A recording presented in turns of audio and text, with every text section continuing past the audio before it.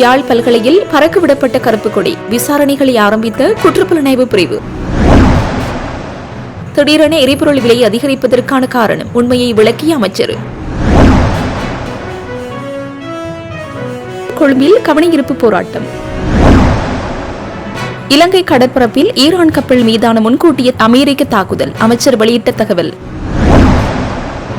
ஈரானின் திட்டமிட்ட வான்வழி தாக்குதல்களால் மீண்டும் பதற்றம், நடுவானில் சுட்டு வீழ்த்தப்படும் ட்ரோன்கள். எண்ணெய் ஏற்றுமதி தொடர்பில் ஈரானின் கடுமையான எச்சரிக்கை, மேலும் அதிகரிக்கும் பதற்றம். இஸ்ரேல் பிரதமர் நெதன்யாகு எங்கே? ஈரான் ஊடகத்தின் தகவலால் பரபரப்பு. நாட்டின் சில பகுதிகளில் மின் தடை.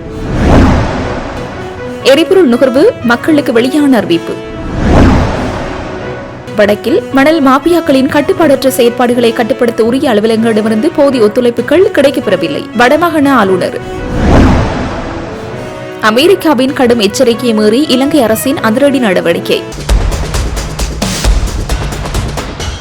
இலங்கையின் சுதந்திர தினத்தன்று யாழ்ப்பாணம் பல்கலைக்கழக வளாகத்தில் தேசிய கொடி இறக்கப்பட்டு கருப்பு கொடி ஏற்றப்பட்ட சம்பவம் தற்போது பெரும் சர்ச்சையை ஏற்படுத்தியுள்ளது. இந்த சம்பவம் தொடர்பாக பல்கலைக்கழக துணைவேந்தர் மற்றும் பதிவாளர் ஆகியோருடன் போலீசார் இன்று தீவிர விசாரணைகளை மேற்கொண்டு வாக்குமூலங்களை பதிவு செய்துள்ளனர். கடந்த பிப்ரவரி மாதம் 4ஆம் தேதி நடைபெற்ற சுதந்திர தின நிகழ்வின் போது யாழ்ப்பாணம் பல்கலைக்கழகத்தில் ஏற்றப்பட்டிருந்த தேசிய கொடியை சில மாணவர்கள் கீழே இறக்கி அதற்கு பதிலாக கருப்பு கொடியை ஏற்றி தங்களது எதிர்ப்பை வெளிப்படுத்தியதாக கூறப்படுகிறது. இந்த சம்பவம் அரசியல் மற்றும் பாதுகாப்பு வட்டாரங்களில் பெரும் அதிர்வுகளை ஏற்படுத்தியிருந்தது. இந்த நிலையில் யாழ்ப்பாண மாவட்ட குற்றத்தடுப்பு பிரிவு போலீசார் சம்பவம் நடைபெற்ற போது எடுக்கப்பட்ட முக்கியமான புகைப்பட ஆதாரங்கள் மற்றும் சிசிடிவி காட்சிகளுடன் இன்று பல்கலைக்கழகத்திற்குள் நுழைந்து விசாரணைகளை முன்னெடுத்துள்ளனர். பல்கலைக்கழகத்தின் உச்ச நிர்வாக அதிகாரி என்ற அடிப்படையில் துணை வேந்தரிடம் சம்பவம் தொடர்பாக நீண்ட நேரம் விசாரணை நடத்தப்பட்டதாக தெரிவிக்கப்பட்டுள்ளது. அதேபோன்று நிர்வாக ரீதியான பொறுப்புக்குரல் மற்றும் பாதுகாப்பு குறைபாடுகள் தொடர்பாக பதிவாளரிடமும் போலீசார் பல்வேறு கேள்விகளை எழுப்பி வாக்குமூலங்களை பதிவு செய்துள்ளனர். கொடியை இறக்கிய மாணவர்கள் யார், அவர்களை தூண்டிவிட்டவர்கள் யார் என்பது குறித்து போலீசார் ஏற்கனவே ஒரு பட்டியலை தயாரித்துள்ளதாகவும் தகவல்கள் தெரிவிக்கின்றன. இந்த வாக்குமூல பதிவுகளை தொடர்ந்து சம்பந்தப்பட்ட மாணவர்களுக்கு எதிராக கடுமையான சட்ட நடவடிக்கைகள் எடுக்கப்படலாம் அல்லது கைதுகள் இடம்பெறலாம் என எதிர்பார்க்கப்படுவதால் பல்கலைக்கழக வட்டாரங்களில் பதற்ற நிலை நிலவி வருவதாக கூறப்படுகின்றது. கடந்த சில நாட்களில் நாட்டில் எரிபொருள் நுகர்வு வழமைக்கு மாறாக அதிகரித்தமையே திடீரென எரிபொருள் விலையை அதிகரிப்பதற்கான முக்கிய காரணம் என அமைச்சர் நலிந்த ஜெயதிச விளக்கம் அளித்துள்ளார். இன்றைய அமைச்சரவை முடிவுகளை அறிவிக்கும் ஊடகவியலாளர் சந்திப்பில் அமைச்சர் நலிந்த ஜெயதிச இதனை தெரிவித்துள்ளார். கடந்த சில நாட்களில் நாட்டில் எரிபொருள் நுகர்வு அதிக அளவில் காணப்பட்டதாகவும் அதன் காரணமாக கையிருப்புகள் ஓரளவுக்கு குறைந்ததாகவும் அமைச்சர் குறிப்பிட்டுள்ளார். கடந்த சில நாட்களாக நாட்டில் எரிபொருள் நுகர்வு வழமைக்கு மாறாக அதிகரித்த நிலையில் புதிதாக ஆர்டர் செய்யப்பட்ட எரிபொருள் கப்பல்கள் புதிய விலையிலேயே இலங்கைக்கு வந்தடைந்ததால் இந்த விலை அதிகரிப்பை மேற்கொள்ள வேண்டியிருந்ததாக அவர் தெரிவித்துள்ளார். தற்போது உலக சந்தையில் கச்சா எண்ணெய் விலை சுமார் 37.76% அதிகரித்துள்ளது. சுத்திகரிக்கப்பட்ட எரிபொருட்களை பொறுத்தவரை ஆட்டோ டீசல் 99.99%, சூப்பர் டீசல் 99.6%, 92 ரக பெட்ரோல் 75% மற்றும் 95 வகை பெட்ரோல் 79% வரை விலை அதிகரிப்பு ஏற்பட்டுள்ளது. உலக சந்தையில் கச்சா எண்ணெய் மற்றும் சுத்திகரிக்கப்பட்ட எரிபொருள் விலையேற்றத்தை நாங்கள் கவனத்தில் கொண்டோம். எங்களிடம் கையிருப்பு இருந்தது. நாம் ஆர்டர் செய்த தொகுதிகள் வந்து கொண்டிருக்கின்றன. ஒரு கப்பலில் இருந்து எரிபொருளை இறக்கும் போது அதற்கு 2 அல்லது 3 நாட்களுக்கு முன்னர் நிலவும் சராசரி விலையிலேயே அதன் இறுதி விலை தீர்மானிக்கப்படுகிறது. இந்த உலகளாவிய விலை அதிகரிப்புக்கு மத்தியில் நாம் விலையை அதிகரிக்காவிட்டால் தனியார் நிறுவனங்கள் எரிபொருள் இறக்குமதியை குறைக்கலாம் அல்லது நிறுத்தலாம். அது எரிபொருள் விநியோகத்தில் தடை ஏற்படுத்தும். கடந்த சில நாட்களாக காணப்பட்ட அதிகப்படியான எரிபொருள் நுகர்வு பொதுவாக ஒரு நாளைக்கு 4000 மெட்ரிக் டன் டீசல் நுகரப்படும். பெட்ரோல் அதைவிட குறைவு. ஆனால் மார்ச் 1 முதல் 9 வரையான காலப்பகுதியில் 59,200 மெட்ரிக் டன் டீசலும் 47,500 மெட்ரிக் டன் பெட்ரோலும் நுகரப்பட்டுள்ளன. அதாவது கடந்த சில நாட்களில் மட்டும் மேலதிகமாக சுமார் 13,000 மெட்ரிக் டன் பெட்ரோலும் 23,000 மெட்ரிக் டன் டீசலும் நுகரப்பட்டுள்ளன. இந்த அதீத நுகர்வினால் எமது கையிருப்பில் இருந்த எரிபொருள் முழுமையாக தேர்ந்துவிட்டது. இதனால் புதிய தொகுதிகளை இறக்குமதி செய்ய வேண்டியிருந்தது. அந்த புதிய கப்பல்கள் அதிக விலையிலேயே வந்தன. இந்த காரணங்களினாலேயே விலையை உயர்த்த வேண்டியிருந்தது. உண்மையில் அதிகரிக்க வேண்டிய தொகை இன்னும் அதிகம். ஆனால் அத்தகைய பாரிய விலை உயர்வை எமது பொருளாதாரம் தாங்க முடியாது என்பதனால் இந்த அளவில் விலை உயர்த்தப்பட்டது. இந்த விலை உயர்வு மூலம் பொதுமக்கள் எரிபொருள் நுகர்வை ஓரளவுக்கு குறைத்துக் கொள்வார்கள் என்று எதிர்பார்க்கிறோம் என தெரிவித்துள்ளார். மத்திய கிழக்கில் நிலவும் போர்ச்சூழலில் இஸ்ரேல் மற்றும் அமெரிக்கா ஆகிய நாடுகளுக்கான தமது ஆதரவை வெளிப்படுத்தும் வகையில் விசேட கவனஈர்ப்பு போராட்டம் முன்னெடுக்கப்பட்டது. பத்திரமுள்ள சீலரத்ன தேரர் தலைமையிலான சிறிய குழு ஒன்றினால் நேற்று கொழும்பில் உள்ள அமெரிக்க தூதரகத்திற்கு முன்னால் இந்த போராட்டம் நடாத்தப்பட்டது. போராட்டத்தில் ஈடுபட்டவர்கள் இஸ்ரேல் மற்றும் அமெரிக்க நாடுகளின் தேசிய கொடிகளை ஏந்தியிருந்ததுடன் தற்போதைய போரில் அந்த நாடுகளின் நிலைப்பாட்டுக்கு ஆதரவான கோஷங்களையும் எழுப்பினர். இதன்போது ஊடகங்களுக்கு கருத்து தெரிவித்த பத்திரமுள்ள சீலரத்ன தேரர், இலங்கையில் உள்நாட்டு போர் நிலவிய காலப்பகுதியில் இஸ்ரேல் மற்றும் ஈரான் ஆகிய இரண்டு நாடுகளும் எமக்கு ஆதரவு வழங்கின. அதனை நாம் மறக்கவில்லை. எனினும் தற்போதைய உலக அரசியல் சூழலில் நாம் இஸ்ரேல் மற்றும் அமெரிக்காவின் பக்கமே நிற்கின்றோம் என தெரிவித்துள்ளார். மத்திய கிழக்கு பதற்றத்தை தொடர்ந்து ஈரான் மீதான இஸ்ரேல் மற்றும் அமெரிக்காவின் தாக்குதல்களை கண்டித்து இலங்கையின் பல்வேறு பகுதிகளில் கடந்த சில நாட்களாக போராட்டங்கள் முன்னெடுக்கப்பட்டு வந்தன. இவ்வாறானதொரு பின்னணியிலேயே அதற்கு மாற்றாக இஸ்ரேல் மற்றும் அமெரிக்காவுக்கு ஆதரவு தெரிவித்து இந்த போராட்டம் இடம்பெற்றுள்ளது. இந்த திடீர் போராட்டத்தை அடுத்து அமெரிக்க தூதரகத்தை சுற்றியுள்ள பகுதிகளில் போலீஸ் பாதுகாப்பு பலப்படுத்தப்பட்டிருந்தமை குறிப்பிடத்தக்கது.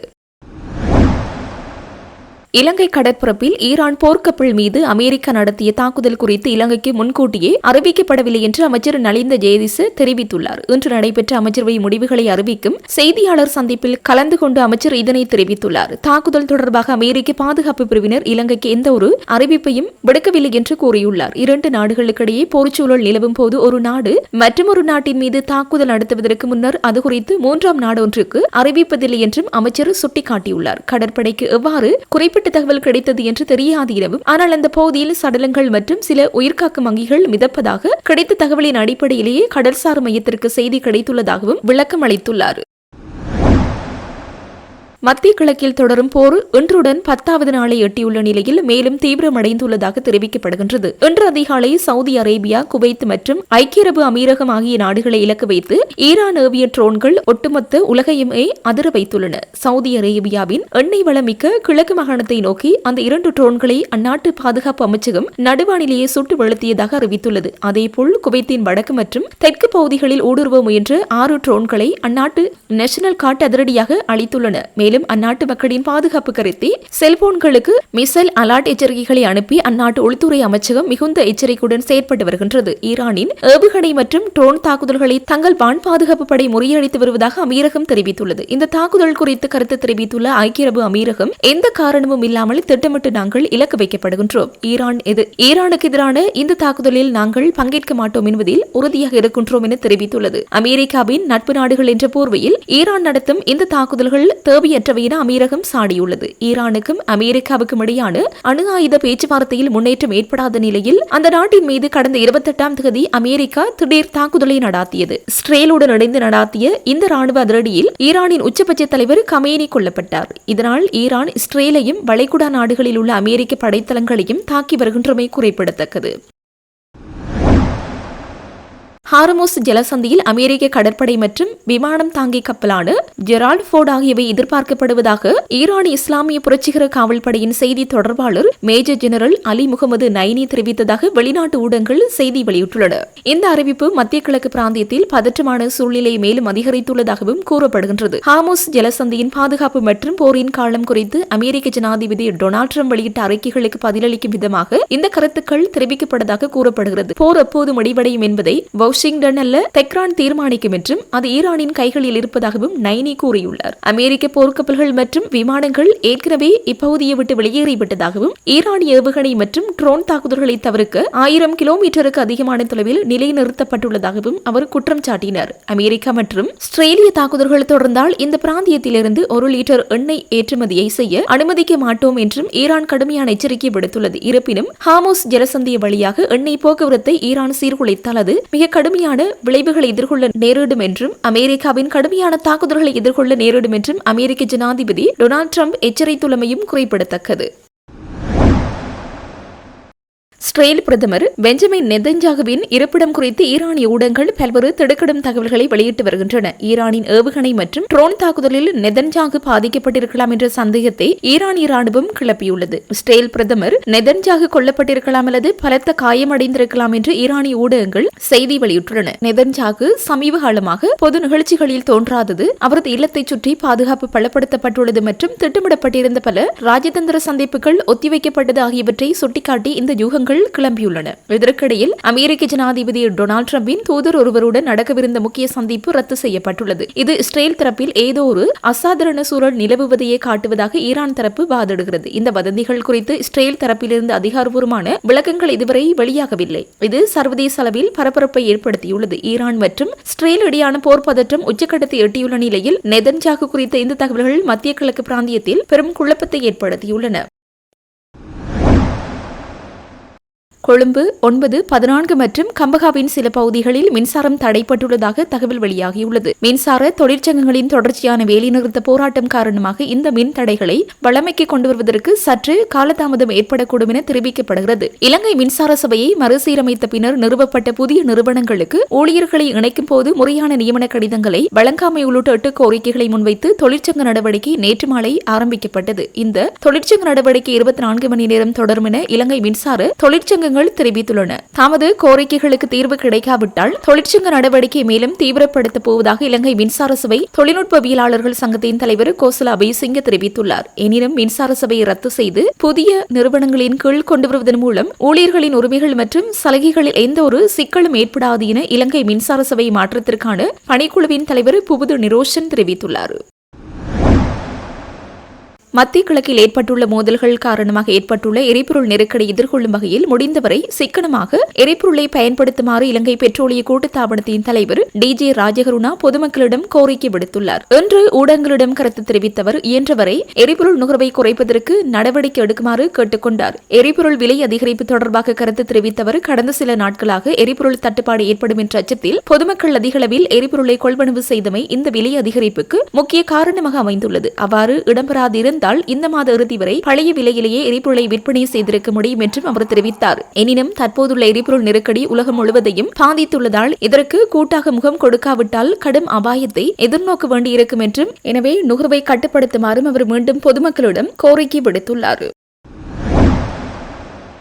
மணல் மாபியாக்களின் கட்டுப்பாடற்ற செயற்பாடுகளால் மாகாணத்தின் மணல் விலை கடுமையாக அதிகரித்து செல்கின்றது. இதனை கட்டுப்படுத்துவதற்கு புவிச்சரிதவியல் அளவை மற்றும் சுரங்க பணியத்தின் வடக்கு மாகாண அலுவலகத்திடமிருந்து போதிய ஒத்துழைப்புகள் கிடைக்கப்பெறவில்லை என வடமாகாண ஆளுநர் வேதநாயகன் தெரிவித்துள்ளார். வடக்கு மாகாணத்தில் மணல் மற்றும் கிரவல் விலைகளை கட்டுப்படுத்தி ஒரே சீராக பேணுவதற்கும் மக்களின் தேவைக்கேற்ற விநியோகத்தை தடையின்றி வழங்குவதற்குமான புதிய பொறிமுறை ஒன்றை உருவாக்கும் நோக்கில் விசேட உயர்மட்ட கலந்துரையாடல் வடக்கு மாகாண ஆளுநர் வேதநாயகன் தலைமையில் இன்று காலை ஆளுநர் செயலகத்தில் நடைபெற்றது. மணல் மற்றும் கிரவல் விநியோகத்தில் வடக்கு மாகாணத்தில் தற்போது எழுந்துள்ள சவால்கள் தொடர்பாக நேரில் ஆராய்ந்து தீர்வு காண்பதற்காக ஆளுநரால் விடுக்கப்பட்ட விசேட அழைப்பை ஏற்று புவிச்சரிதவியல் அளவை மற்றும் சுரங்க பணியத்தின் தலைவர் சமன் ஜெயசிங்க இக்கலந்துரையாடலில் விசேடமாக பங்கேற்றிருந்தார். இக்கலந்துரையாடலில் கலந்து கொண்டு கருத்து தெரிவிக்கையிலேயே ஆளுநர் இவ்வாறு தெரிவித்தார். அவர் மேலும் தெரிவிக்கையில் மணல் மாபியாக்களின் கட்டுப்பாடற்ற செயற்பாடுகளால் மாகாணத்தில் மணல் விலை மிக கடுமையாக அதிகரித்து செல்கிறது. இந்த ஆண்டு வடக்கு மாகாணத்தில் பெருமளவிலான வீட்டுத் திட்டங்கள் மற்றும் அபிவிருத்தி திட்டங்கள் முன்னெடுக்கப்பட்டுள்ளன.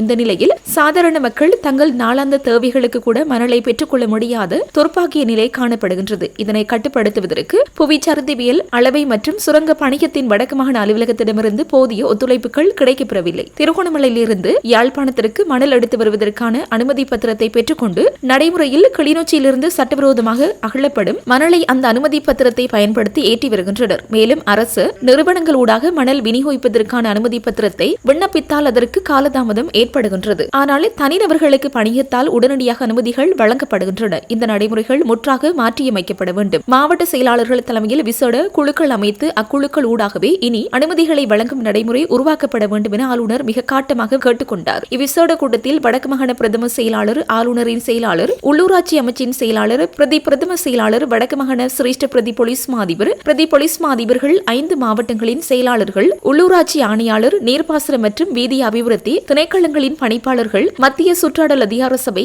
வனவள திணைக்களம், நில அளவை திணைக்களம் ஆகியவற்றின் உயர் அதிகாரிகள் மற்றும் கட்டட ஒப்பந்ததாரர்கள் சங்க பிரதிநிதிகள் என பலரும் கலந்து கொண்டனர். இலங்கை அண்மித்த கடற்பரப்பில் ஐரியஸ் டீனா கப்பல் மீதான அமெரிக்க தாக்குதலில் கொல்லப்பட்ட ஈரானிய கடற்படையினரின் சடலங்களை விரைவாக திருப்பி அனுப்பப்பட உள்ளது. அதற்கு தேவையான நடவடிக்கைகளை ஈரானிய ராணுவம் முன்னெடுத்து வருவதாக ஈரானின் பாஸ் செய்தி நிறுவனம் செய்தி வெளியிட்டுள்ளது. கப்பலில் காணாமல் போன 104 பேரில் 84 பேர் இதுவரை சடலமாக மீட்கப்பட்டுள்ளனர். மீட்கப்பட்ட சடலங்களை விரைவில் ஈரானுக்கு திருப்பி அனுப்பப்படும் என்று ராணுவ மக்கள் தொடர்பு அலுவலகம் தெரிவித்துள்ளது. இதற்கான நடவடிக்கையில் ஈரானிய வெளியுறவு அமைச்சு இலங்கை அரசாங்கத்தின் ஒத்துழைப்புடன் ஈடுபட்டுள்ளது. எனினும் உயிரிழந்த இந்த ஈரானிய கடற்படையினரின் சடலங்களை திருப்பி அனுப்ப வேண்டாம் என அமெரிக்கா இலங்கைக்கு கடும் எச்சரிக்கை விடுத்திருந்தமை குறிப்பிடத்தக்கது.